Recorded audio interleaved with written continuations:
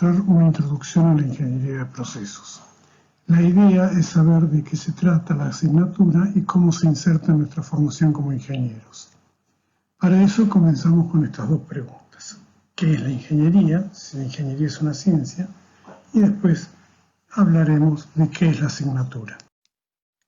Si le preguntamos a la gente en la calle qué es lo que es la ingeniería, bien, nos van a contestar varias cosas. Entre otras cosas nos van a contestar que el ingeniero es casi como un científico, que la ingeniería es ciencia aplicada, que el ingeniero sabe mucho de matemática, que sabe mejor que un oficial albañil de albañilería, o mejor que un mecánico de motores, o mejor que un cocinero de cocina, y ese tipo de cosas. Una definición que vamos a encontrar es esta, donde aparecen dos palabras mágicas: resolución y optimización.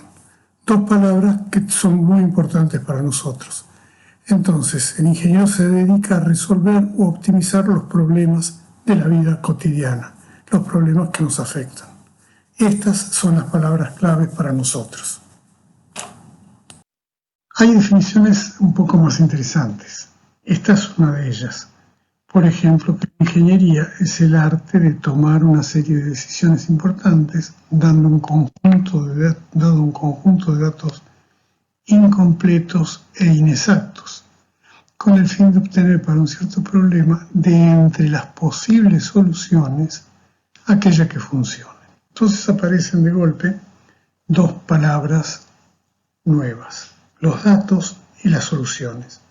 Los datos no están completos, son inexactos, y las soluciones son varias y tenemos que elegir una. Según la Real Academia, ingeniería aparece en tres aspectos. El primero es como ingeniería propiamente dicho, como un conjunto de técnicas para dominar la materia y la energía. El ingeniero es aquel que aparece como una persona que discurre con ingenio a fin de ejecutar alguna cosa. Entonces acá aparece la palabra ingenio, interesante palabra que se nota que está relacionada con ingeniería. ¿Qué es ingenio según la Real Academia? Es la facultad del hombre para inventar. O también es una máquina, o es un artificio mecánico, o es una fábrica. Entonces, acá vemos cómo se relaciona la chispa, el ingenio, con la ingeniería que nosotros conocemos, que son las máquinas o los que son capaces de transformar cosas.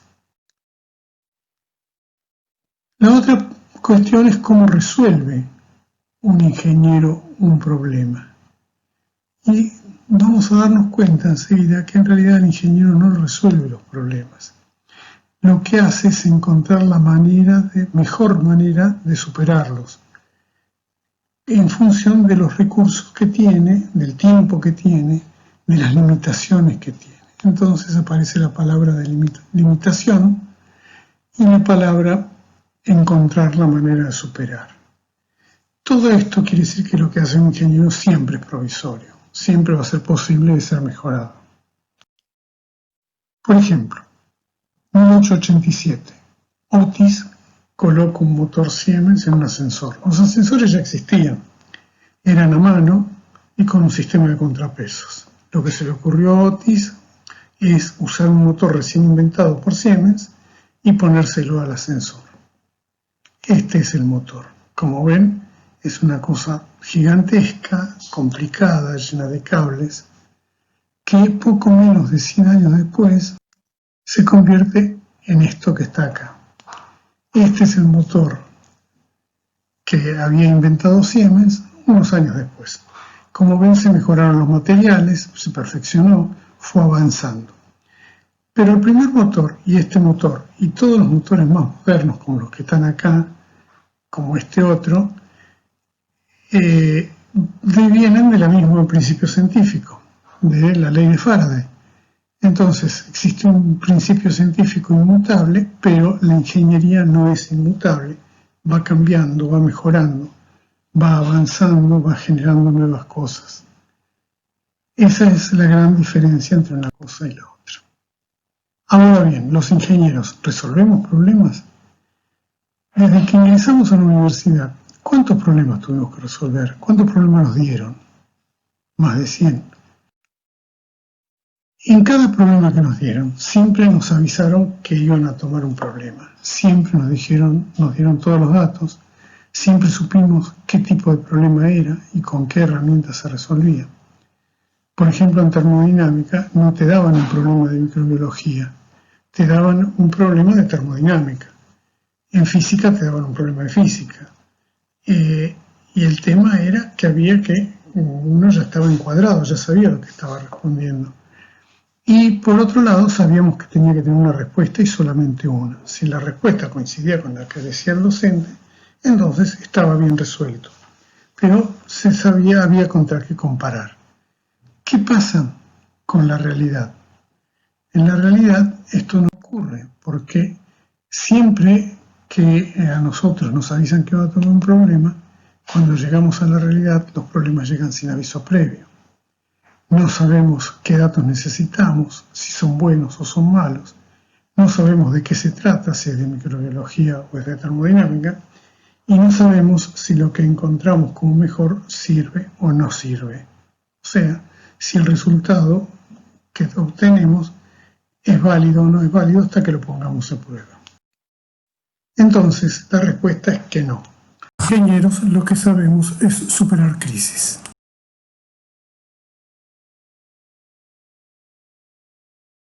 Pues cambia la pila del mando, la de la izquierda.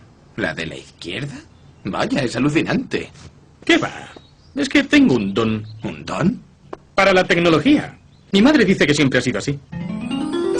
Estoy preocupada por el pequeño Dilbert. No es como los otros niños. ¿A qué se refiere? Ayer le dejé solo en casa durante un minuto y desmontó la tele, el reloj y la cadena. Eso es perfectamente normal. Los niños rompen cosas. Lo que me preocupa es que luego usó los componentes para construir una emisora de radioaficionado. Oh, vaya. ¿Tan grave es? Le haría un electroencefalograma, pero la máquina no funciona. Es peor de lo que pensaba. ¿Qué tiene? Me temo que su hijo tiene el don. ¿El don? El don es una extraña disfunción caracterizada por una gran intuición en todo lo relacionado con la mecánica y la electricidad y una profunda ineptitud social. ¿Podrá llevar una vida normal? No, será ingeniero. Vamos, vamos, no se culpe. ¿Se le pasará con el tiempo? Quizá, pero esperemos que no. Si un ingeniero pierde su don, los resultados pueden ser devastadores. Y siguiendo con la noticia, seguro que les interesa. Gracias por reemplazar a nuestro médico con tan poco tiempo. Estaba por el vecindario.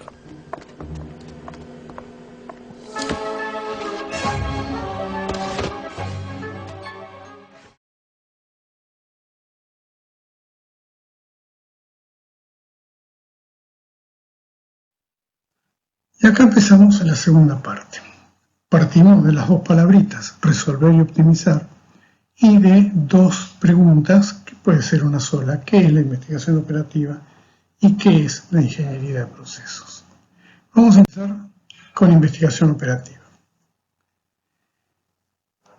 Nosotros vamos a basarnos siempre en la figura de este hombre. Este hombre es un estadounidense, norteamericano, hijo de polacos. El padre era un zapatero remendón, muy humilde, pero como Tansin George era hábil en matemáticas, era brillante en matemáticas, se ganó una beca en Berkeley, donde estudió hasta la Segunda Guerra Mundial.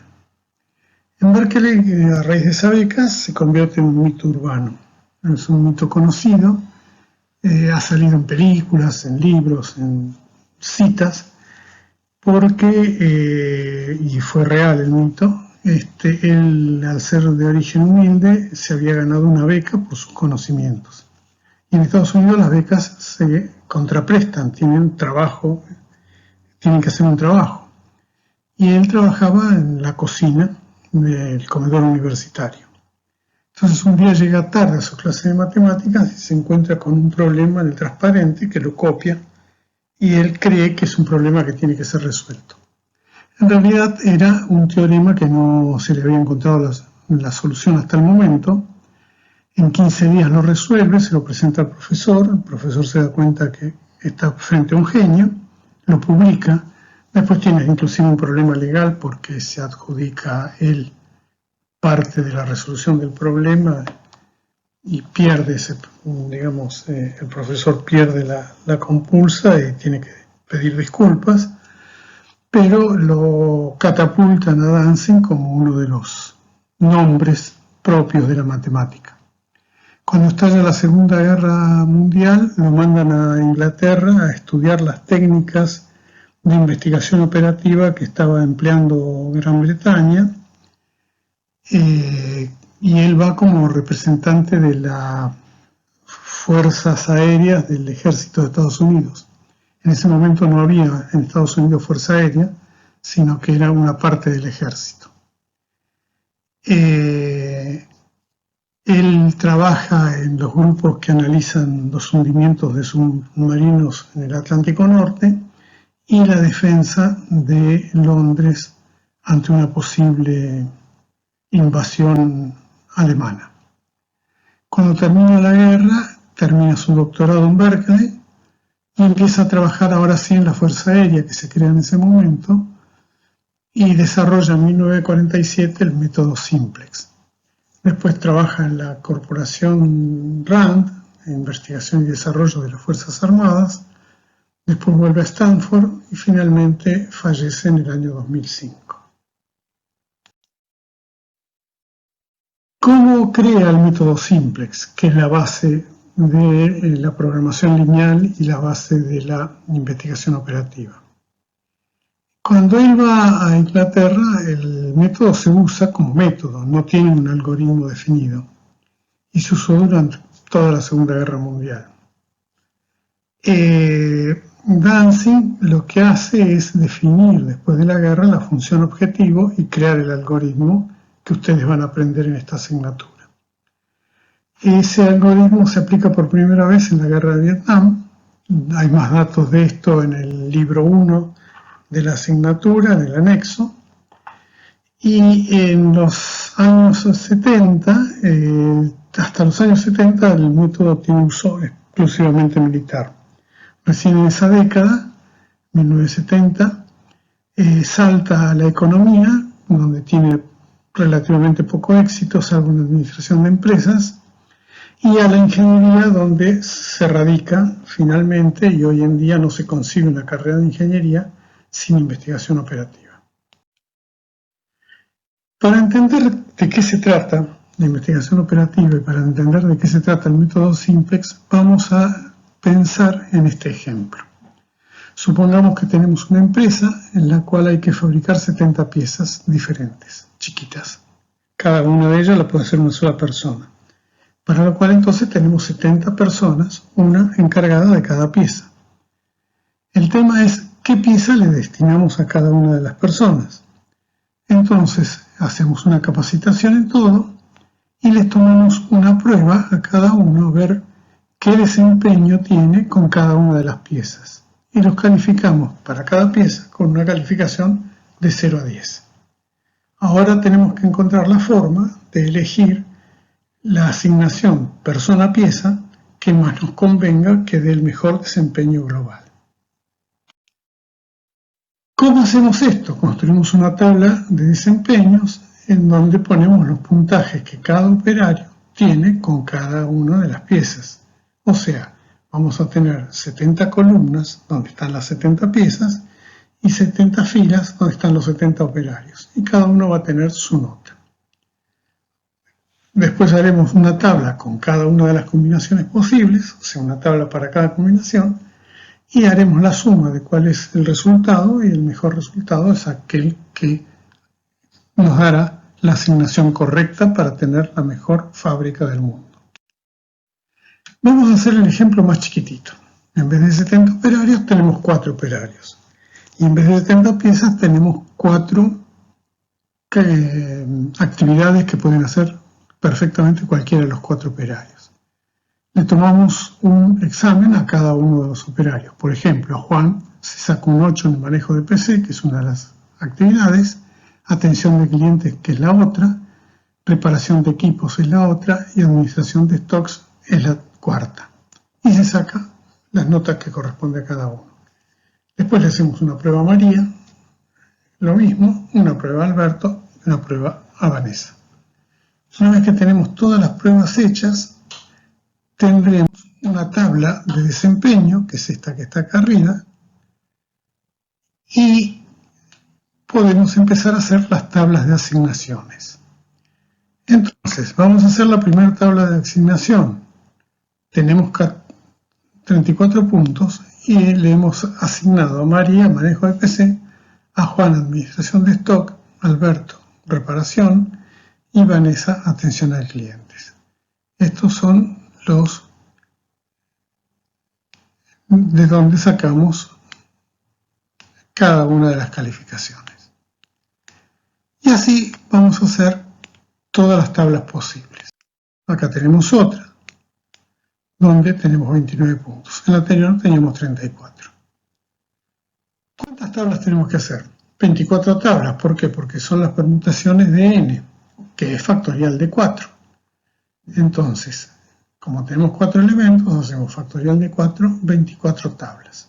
Analizamos las 24 tablas, son pocas, podemos hacer rápidamente, y vamos a elegir aquella que tiene el desempeño global más alto. Volvemos a nuestro caso. 70 empleados, cada uno tiene 70 calificaciones, uno para cada pieza, y tenemos que resolver este problema. ¿Cuántas tablas vamos a tener que analizar? Factorial 70. Y factorial 70 es un número muy grande, es 1,2 por 10 a la 100. ¿Qué es 1,2 por 10 a la 100? Si demoráramos un segundo en evaluar cada posibilidad, necesitaríamos 3,8 por 10 a la 90 siglos para resolver este problema. Acordémonos, lo vemos en Wikipedia, que la Tierra tiene una edad de 4.500 millones de años, que son 45 siglos. 45 millones de siglos, perdón. O sea, que con 45 millones de siglos no podemos analizar una tabla por segundo, aunque hubiésemos empezado el primer día que se formó la Tierra. Si ahora, supongamos, demoráramos un microsegundo para evaluar cada tabla, entonces necesitaríamos 4 por 10 a los 84 siglos, que todavía difiere bastante de 45 por 10 a la sexta siglos, o la del universo, que sería un orden de magnitud más, 14 por 10 a la 7 siglos. En cambio, si ahora usáramos un segundo para evaluar cada tabla y pusiéramos 10 millones de computadoras en paralelo, seguiríamos estando muy lejos. Y usando 10.000 millones de computadoras en paralelo, todavía estaríamos con 10 a la 59 siglos. Salvo que hubiésemos llenado el día del Big Bang el sistema solar de computadoras muy rápidas, trabajando en paralelo, y que puestos a trabajar el primer día del Big Bang. Entonces estaríamos por resolver el problema. Como ven, es muy complicado. Con el método Simplex, en cambio, tardaríamos lo siguiente. Tomando las 70 pruebas, que no lo consideramos en el caso anterior, porque es irrelevante, tomando las 70 pruebas, supongamos que tardamos 2 días de 8 horas, 16 horas. Cargamos en un Excel 70 filas, una por operario, y 70 columnas, uno por pieza, con las calificaciones de la prueba. Supongamos que eso nos lleve 1 hora. Cargamos el problema en Excel, 5 minutos. Pulsamos Enter, digamos que bostezamos y tardamos 1 segundo. Imprimimos los resultados, supongamos que tenemos una impresora lenta, tardamos 1 minuto. En total, en 17 horas, tenemos resuelto el problema. Nos quedan libres varios millones de siglos para tomar un café. Así que cuando nos pregunten para qué sirve la investigación operativa, podemos contestar que es para tomar un café a lo largo de los siglos, o para aprender a optimizar. Entonces, usar bien los recursos. ¿Qué recursos? El tiempo, los procesos, las materias primas, los stocks, el personal, los productos. Y en el caso de los ingenieros en alimentos nos interesa particularmente optimizar los ensayos y los experimentos.